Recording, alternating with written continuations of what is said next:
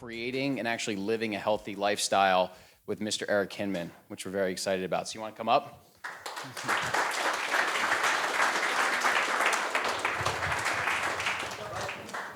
Good to see you. How are you? Love the shirt. Thanks, man. We got to get you one. Yeah. Do you guys want some of these steak shirts, by the way? Should we make more? Okay. Do you want one? All right, cool. Dude, it's good to have you up here, man. Thanks for having me. So one of the things that I... Did I grab the wrong mic? No, I think you're good. Yeah. Test. Yeah, you're good. You're good. One of the things that I love to do now when we kick off podcasts is just give a little context for how we've gotten connected with our guests. So Eric is a guy that Harry and I have looked up to for some time. I feel like you just started popping up on my Instagram feed one day. And I was like, I was like, this guy's rowing machine, mountain biking. He's saunaing with like 10 other dudes in his backyard. I'm like, what is he up to? But he seems like he's having so much fun, and like health and wellness is such a core focal point to what you do. Mm-hmm. And the way that I understand it, when we had a podcast with you, it wasn't always this way. Like, you're 42 now and you're thriving every year. It seems like you're getting into better and better shape. But I'd love for you to take the audience back to when you were in your 20s working an insurance job and kind of how you got out of that and got your health on track, because it's a really powerful story. Yeah, so I've gone through kind of different evolutions of life. It started very much with athletics. I grew up in a small town in upstate New York, Pulaski, New York. And, playing basketball in my parents' backyard, thinking I was going to be Michael Jordan someday, but I never grew to be 6'10", so that was off the table. I ran cross country, I ran track, so I love team sports, I love athletics. And, back then, I don't know that you're super mindful of why you're so happy or just so present, so, I never really put two and two together then. And then I go off to college. Like most people in college, partied like a rock star, thought that was the way to live life. And after college, started my first career in property and casualty insurance. And I was sitting in a car driving 50,000 miles a year. I thought Subway was my healthiest option when I was on the road, partying on the weekends, working on the weekdays, just chasing the public perception of success. Nice watches, nice suits, nice car, and thinking that was, the holy grail. And in my mid to late 20s, I hired a personal trainer to get back into aesthetically good-looking shape. I lifted weights in college, so I had a background of basically bench press and bicep curls and very vanity-based in college. So hired this personal trainer in 2006, 2007, and I was doing CrossFit with him before I knew CrossFit was a thing. And he had me doing, functional movements, squatting and thrusters and deadlifts, and in between those sets, I would run on this track, and my heart rate was up the entire time. And, afterwards, I was like, holy, I feel amazing, mental clarity and unlimited energy. And, it was a very similar feeling to, the being intoxicated feeling where you feel like the man or the woman, but with no consequences. I don't have a hangover the next day. I slept great. I made good decisions. So training with him ultimately led to triathlon. I didn't have any swimming background. I had the running background. I didn't have any biking background. But I fell in love with the sport. It reminded me of business, where your results are directly correlated to how much purposeful practice you put in. So I like that, it was all on me. There's no specific genes you need to be a good triathlete. It's just a grunt work sport of having a plan and executing on a daily basis. So I started with a sprint triathlon. I almost drowned in the swim, went on to an Olympic distance triathlon, and triathlon is pretty addicting. You want to continue seeing how far and how fast you can go. That ultimately led to half Ironmans and full Ironmans, and then getting to the Ironman World Championships in Kona.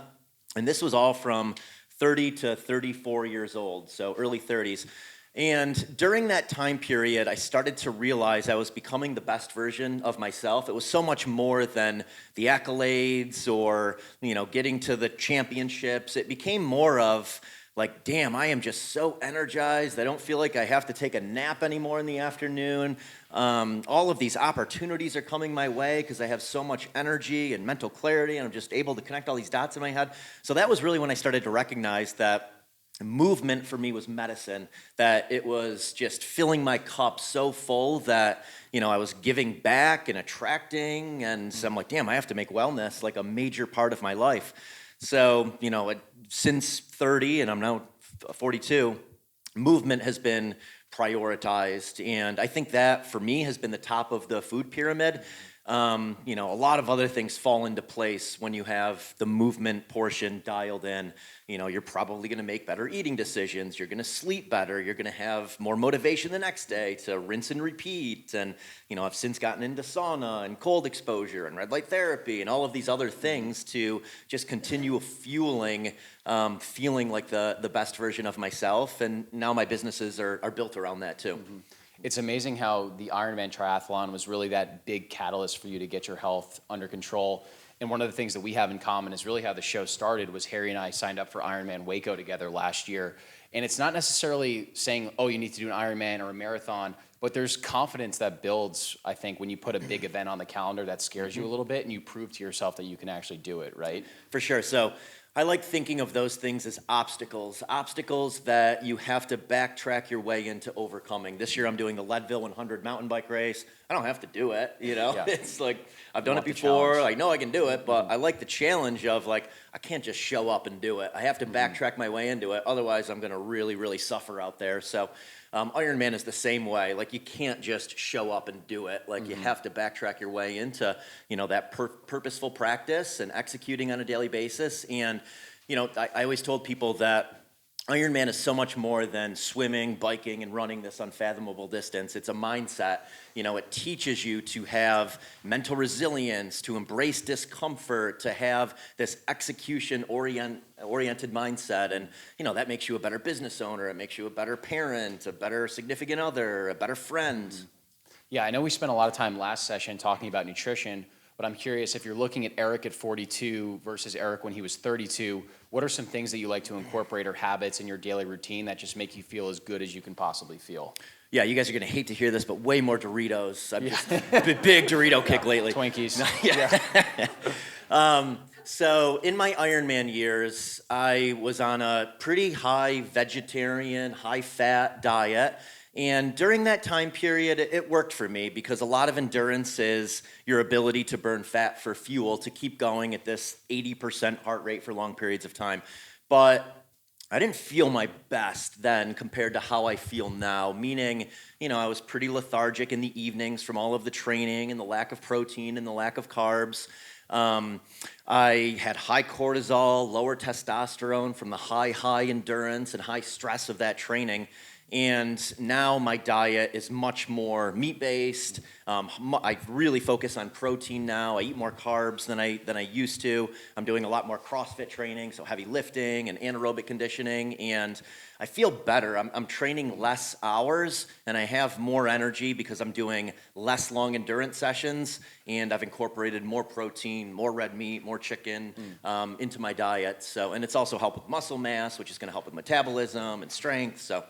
I feel like the other cool thing about you is you were one of the first people, I think, that made sauna, cold plunging, this concept of contrast therapy more mainstream. So maybe we could talk a little bit about how you got into those things and why you think they're so effective for people to incorporate themselves. Yeah, so Mr. Wyatt is over here who owns Ice Barrel, and I truly believe that, you know, cold exposure, getting in 45 or under degree water for 3 minutes is one of the best state changes you can get with no consequences at all. Like instantly you feel better afterwards, you're energized, you have mental clarity. It feels like the weight of the world has just been lifted off of your shoulders after getting in cold water. So, I mean, it's just such an incredible drug with no consequence.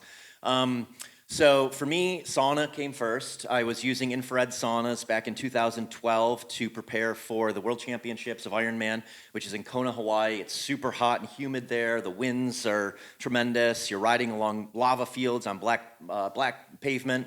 So I was doing it specifically for the heat acclimation training. But I started to realize after the sessions, I had a very similar feeling to post-exercise where I just felt high on life. I was energized after. I certainly felt loose and limber, like it was ridding my body of inflammation from the high volume of training. So I kept up the infrared sauna. It became more about that feeling I was getting from it, the energy, the mental clarity, the endorphin rush, and the stress resilience component. And then when I moved to Denver in 2017, I was going to a CrossFit gym and I asked them where I could find an infrared sauna because that's what I was used to doing. And they told me about this place called Denver Sports Recovery. They had an infrared sauna, but they also had a hot tub and a cold plunge. So I would do their protocol, which was 50 minutes in the infrared sauna, and then 3 rounds, 5 minutes in a hot tub, 5 minutes in this cold tub. And, that was just the feeling magnified. All of those aches and pains from the Ironman years, after a year of doing it consistently every single night, they went away.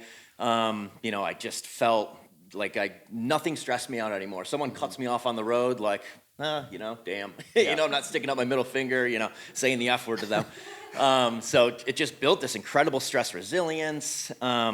Immune system wise, I never get sick, so I 100% attribute that to the sauna and the cold exposure.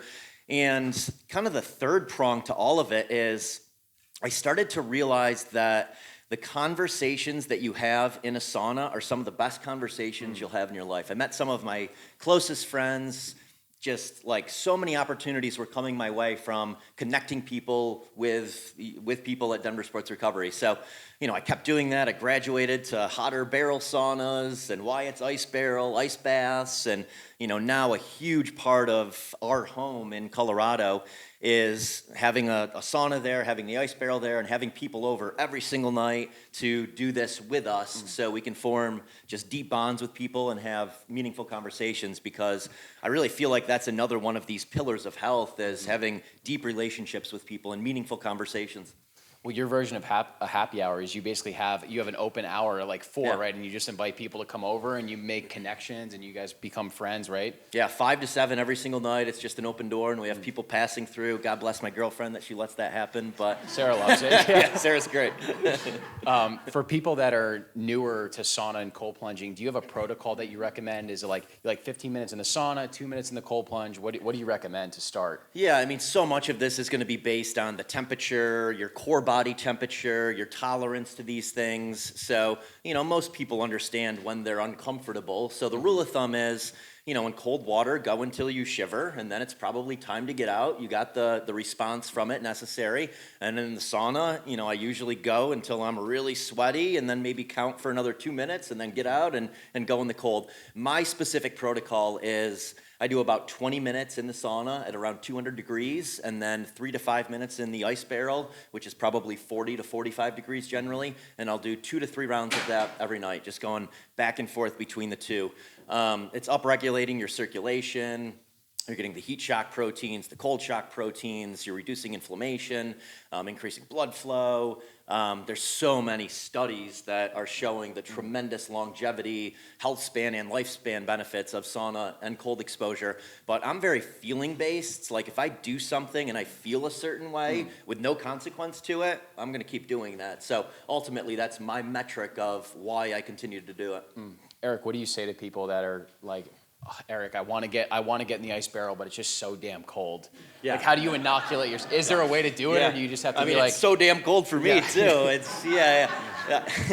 I associate it with like a CrossFit workout. CrossFit workouts suck. They hurt in the moment, but it's not going to kill you. And once you do it enough times, you develop this tolerance to it, which is going to carry over again to so many other things in life. When a bad stressor hits, like you can deal with it so much better. So just one of those things that's mind over matter. Like it's uncomfortable for everyone.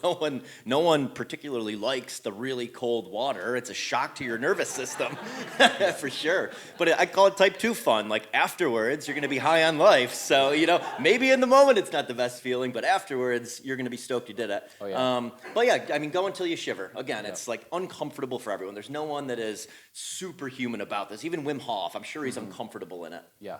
It's interesting how it's the pain of the ice barrel that actually gives you all the reward, because I don't know many other things that I can do for just 2 minutes where I feel such a clear cognitive mental benefit. It's like you said, all your problems literally feel like they just go away after just 2 minutes of cold exposure. It's incredible. Yeah, incredible. And again, no consequence. That's such a big part is, because we can get a state change from lots of things with a consequence. Yeah. And that's one of those things where there's no consequence. There's no down from it. You sleep better, you'll eat better, it has all of these other upsides to it as well. And I also think it's safe to say you're a guy that has a very high volume of training. Like I know there's days where you're working out multiple times a day. You mentioned the sauna, the cold plunge. What other protocols do you like for recovery that work really well for you? Those are my two favorites. I mean, I do that every single night. We got a massage last night, Josh from BLOKES and I, at this massage parlor where they literally walk on your back. Josh was pumped for that, I heard. Yeah, it was good. So I do a deep tissue massage at least every other week, sometimes once a week. I love massages. I think that's another great recovery protocol for physical recovery, but also mental recovery. We all live these busy, fast-paced lives and, rarely take 90 minutes to just check out without checking our phones or having some kind of stimulation. So I like it as just like a nervous system reset and also a time to just like think deep and reflect. So I think that's important about that too. If something is bothering me, I'll generally resort to cupping first, and then I'll resort to dry needling second if I have something that's really nagging. Red light therapy I'll do here and there. I have a device that will isolate certain areas. It's light and laser therapy. So again, if something is bothering me, I'll use that. But sauna and cold exposure, I mean, that is 80% of the recovery that I do. And I like to think of things as multitasking without multitasking. So that's one of those things where I get to meet other people and have really good conversations. And it checks a lot of boxes by doing one thing. Mm-hmm. For a guy like you that's incredibly busy, you're working out, you're connecting with brands, you're working with clients. How do you think about prioritizing sleep? How does that fit in? Because I feel like a lot of us, sleep is just the first thing to go. It's like, oh, I'm too busy. I'm only going to get 5-6 hours. How do you think about prioritizing that? Yeah, huge, massive. I mean, I structure exercise in. Nothing gets in the way of that. My meals are pretty structured. Nothing gets in the way of that. Sleep is pretty structured. Nothing gets in the way of that. So the biggest thing for me is avoiding highly stimulating environments late at night. I love my days. I love from 7 a.m. until 7 p.m. I'm out mountain biking and doing CrossFit and talking to people I want to talk with and jumping in cold streams and doing the sauna. So, I'm stoked for my days. I don't need the nighttime to have my fun anymore. Mm-hmm. And it's so important for me to have that wind down routine in the evening instead of Red Rocks Amphitheater's 8 minutes from our house, but I might go to one show a year because I know it's going to affect my sleep. And again, I want to be super on and super energized from 7 a.m. until 7 p.m. So yeah, for me, it's 5 to 7, the sauna, cold exposure routine. Mm-hmm. And then we typically have people that stay afterwards. We smoke meat on our smoker, and then I'll watch something on TV for 45 minutes, try and learn something, and then Sarah and I go to bed at 9:45, 10 o'clock every single night, sleeping by 10:30. Generally up at 6:30. My first commitment every single day is at 8 or 8:30, that first workout. So I don't have an alarm going off. If I need the extra sleep, I let myself get it. I use a sleep mask. I use earplugs. We set our temperature to 65 at night. We have a chili pad. I spent a year dabbling with how can I sleep best, and I think sleep is the number one recovery tool and probably the best thing that you can do for productivity and just mental discipline. Now there's all these tools that are out there, wearable devices, Garmin's, Whoops, Oura Rings for sleep, continuous glucose monitors. How do you think about wearable technologies versus kind of having this intuitive understanding if your body feels good? Do you think those wearables have a place, or how do you think about utilizing some of them? Yeah, I certainly think they have a place. I had a Whoop for years. I have a Coros watch now. I track my workouts. I never really look at my sleep anymore. I would look at my sleep with the Whoop, but I think it's good for people just starting their wellness journey because it forces accountability. You're kind of accountable to it. You're looking at your sleep score. You're looking at your strain score. You're looking at the number of steps you took. So I think it's really good for starting your wellness journey just to be mindful of moving, sleeping well, and all of these things. But as you get further into your wellness journey, I think it becomes more intuitive of just understanding what to do and what not to do to get good sleep, to prioritize your exercise each day, have your meetings around it, or, do meetings in the sauna and cold exposure. A lot of the stuff you can combine with wellness practices. Have your kids come in the sauna with you, move with your kids. Josh has a 30-pound ruck that he goes on walks with his wife and his kids with. 40-pound ruck. Sorry, I don't want to shortchange you. So like, I mean, if there's a will, there's a way, you know, I know we have busy lives and kids and there's glass balls that we can't drop. So it's just figuring out, you know, how do we incorporate some of these wellness protocols into our lives, you know, around those glass balls that we can't drop. Yeah, and it's funny you say that too, because one of the first things that Harry and I noticed and kind of attracted us to you was we were like, this guy's incorporating health and wellness into his daily routine, but he seems like he's having so much fun doing it and building an amazing community. And the reason why I think that that's important is a lot of people think in terms of, oh, I'm doing this, so now I'm missing out on things like happy hours or like unhealthy meals. I think it's almost like a trade-off, and I don't think that's the case at all. So I would love your perspective on that, because you guys seem like you're having so much fun, building an amazing community, and you're really living life on your terms and structuring your perfect days for yourself. Yeah, for sure. I mean, the sauna and the cold, I mean, that for me is better than going to a happy hour and having drinks. I'm getting that same feeling of the mental clarity and vulnerability, but without having the downside to it. So, you know, I think it's important to not go cold turkey on something, to have some kind of replacement for it. Otherwise, it's going to be really easy to fall back on that bad habit.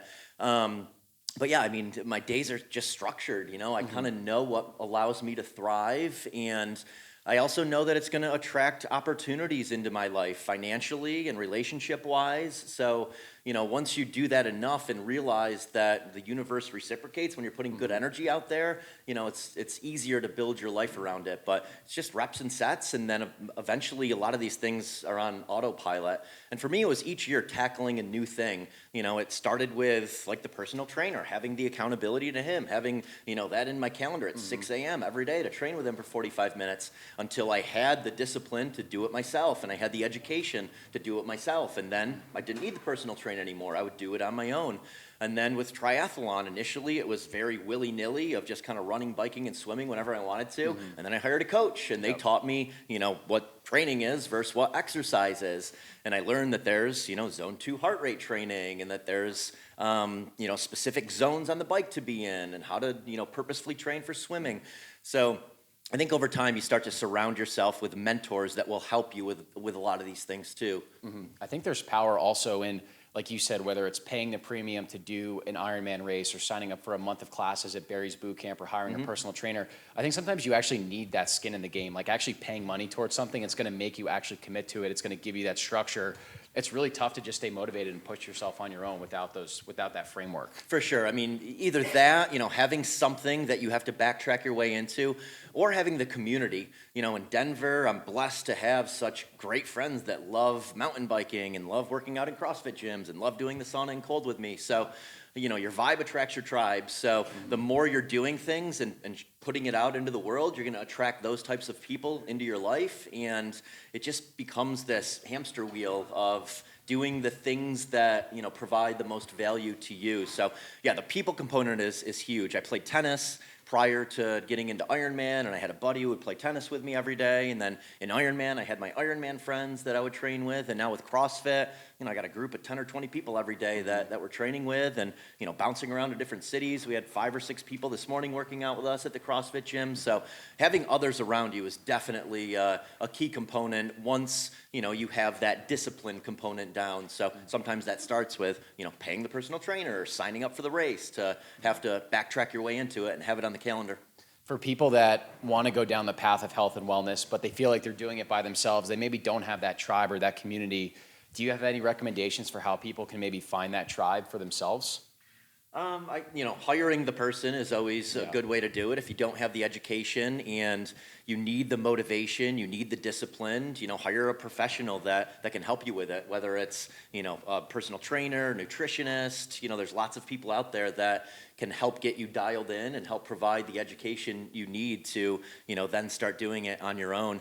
I think it's important to enjoy it. You know, even though the CrossFit workouts are hard, like I look forward to it every day. I'm stoked about it. And I mean, I got to a place in Ironman where I was just going through the motions. I wasn't enjoying it anymore. It was too much training. It was too much stress on my nervous system. I had too many other things going on that I was trying to juggle at that time. And I lost my passion and purpose with it. And that was tough because my identity was this elite Ironman triathlete. And it was tough to separate from that. But I realized during that time, like, you got to enjoy the journey. You have to enjoy the process. It's not the finish line that really matters. It's really like day in and day out, who are the people you want to be around? What are the things you want to be doing that yield that, that flow state, that presence without any consequences? Does alcohol have a place for you at all? Hasn't had a place for me since I was 29 years old. So it's been 13 years. I might have a glass of wine a year. My rule of thumb is, unless it's going to greatly enhance the experience, no bueno. So if I'm on a wine tour in Napa Valley, sure, I'll have a glass of wine. But outside of that, I'm not doing it recreationally because I know how much it's going to affect my sleep, which is going to affect my 7 a.m. to 7 p.m. So again, it's like what Zane and Dr. Ken were talking about. It's almost like you have this motivational anchor, and for you, it's just feeling really good and just living an incredible, badass life, and you focus on that versus like the short-term pleasure of drinking or eating something crappy or something like that. Exactly, because I know that the workouts, the mountain biking, the trail running, the hiking, being outside, getting sunlight, spending time with people that I love being around, the sauna, the cold exposure, they all give me the same feeling, and there's no consequence to them. So I'm always going to pick those over the others. And the more you do it, life is just sets and reps. The more you do it, the less that even becomes an option. You have no decision-making fatigue. You're dialed in on those things that give you that energy without, having any downside to them. Yeah, that's super well said.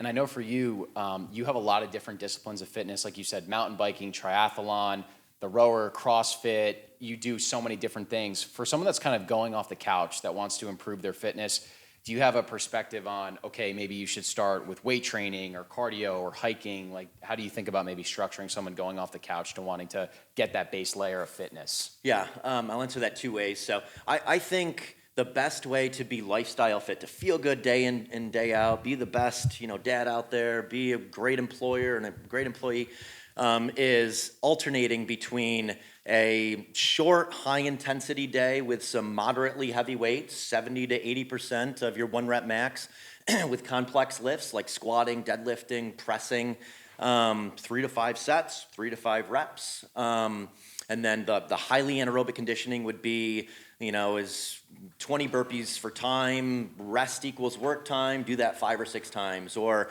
row intervals, assault bike intervals, sprints, something where in a pretty short amount of time, you're getting within 90% of your max heart rate, and you're doing that 5 to 10 times with rest in between each so that you can go at a high intensity again. And then the next day, 45 minutes aerobic cardio. So 45 to 60 minutes one day of that, and then the next day, something lighter. So, going for an easy run, an easy bike ride, a ruck, a hike, getting outside. I always preach, get outside. Like, do this if you can outside instead of indoors on a treadmill. Multitasking without multitasking. Yeah. You're getting the sunlight, you're in nature. We were meant to be in nature. That's how we thrive. So I think that's the best way to just feel really good day in and day out. And then the second component of that is doing something that's accessible to you. If the CrossFit gym is 90 minutes away and you hate it, don't do that. Do something else. Play tennis, play pickleball. Like, there's lots of options to be fit. Yeah. If the hiking is 2 hours away and there's traffic, like, that's a pain in the ass. You're probably not going to stick with that. So find something that is accessible to you, and find something where you're doing it with others that you want to be around. That's CrossFit for me. Like, I could go, and I have a gym in my backyard. You saw it. I could do my workouts every single day in my backyard. But I choose to go to a gym because I want to be with other people, and I want to just soak in that energy of being around others. So I think that's important too. What's accessible to you, and finding your tribe.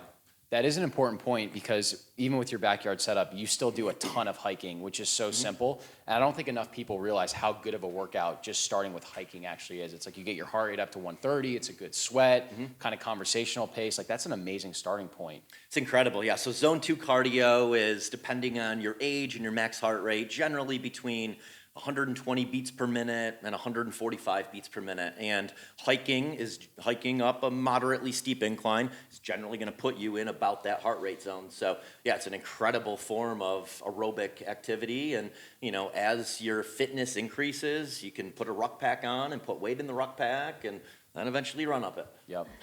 I love it, man. Well, that's all for me for my question.